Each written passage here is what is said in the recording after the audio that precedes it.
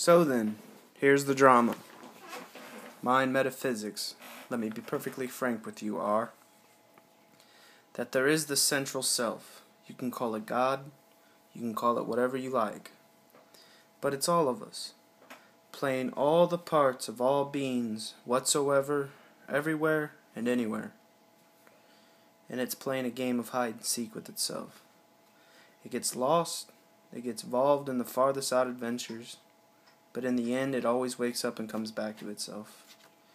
And when you're ready, you're going to wake up.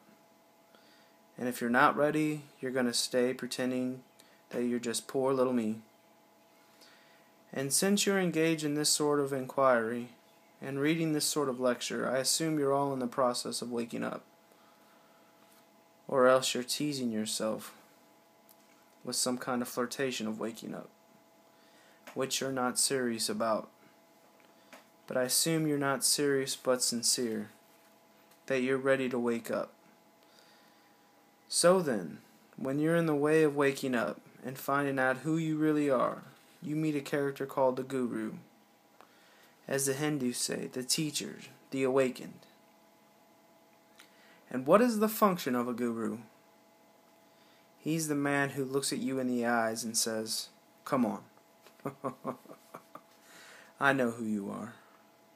You come to the Guru and say, "I'm not happy. I want to get one up on the universe, or I want to become enlightened. I want spiritual wisdom." And the Guru looks at you and says, "Who are you?" You know Sri Ramana Maharshi, the great Hindu of his time? People used to go to him and ask, "Master, who was I in my last incarnation?" As if that mattered. And he would say, "Who's asking the question?" He would look at you and say, basically, go right down to it. You're looking at me, you're looking out, and you're unaware what's behind your eyes. Go back in and find out who you are, where the question comes from, why you ask. If you've seen a photograph of him, and look into those eyes, the human inside, and you come to my door and say, "I'm so-and-so," and I say, "Ha ha, what a funny way God has come on today." But there's all sorts of tricks that gurus play. They say, "Well, we're going to put you through the mill." And the reason they do that is simply, you won't wake up until you feel you paid a price for it. In other words, the sense of guilt that one has, or the sense of anxiety, is simply the way one experiences keeping the game of disguise going on. You see that? Suppose you say, "I feel guilty." Christianity makes you feel guilty for existing, but somehow the very fact you exist is an affront. You're a fallen human being. I remember as a child going to the services of the church on Good Friday and getting a colored postcard with Jesus crucified on it, and at the bottom it said, "This I have done for thee. What do you do for me?"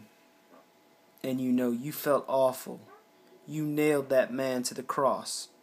Because you eat steak, you have crucified Christ. Because you killed the bull, and after all you depend on it. And what are you going to do about that? This I had done for thee, what do you do for me? You feel like you should have never existed at all.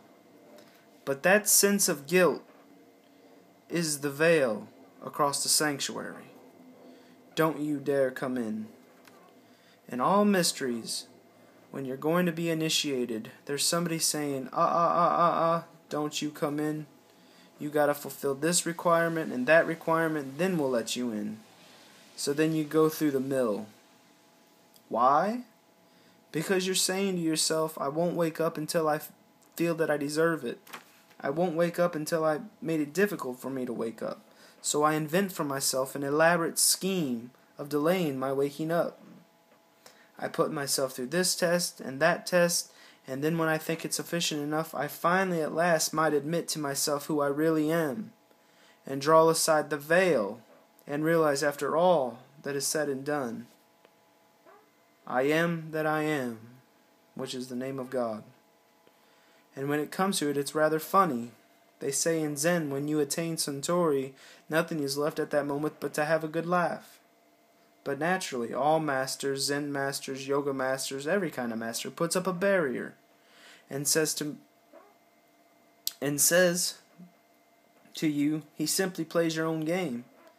And when we say anybody who goes to a psychiatrist ought to have his head examined, because when you go to a psychiatrist, you define yourself as someone who ought to have his head examined. Same way, when a Zen master says anybody who studies Zen or comes to a Zen master for help ought to give 30 blows with a stick, because he was stupid enough to pose a question that there was a problem. But you're the problem. You put yourself in that situation. So it's a question fundamentally, do you define yourself as a victim of the world, or as the world?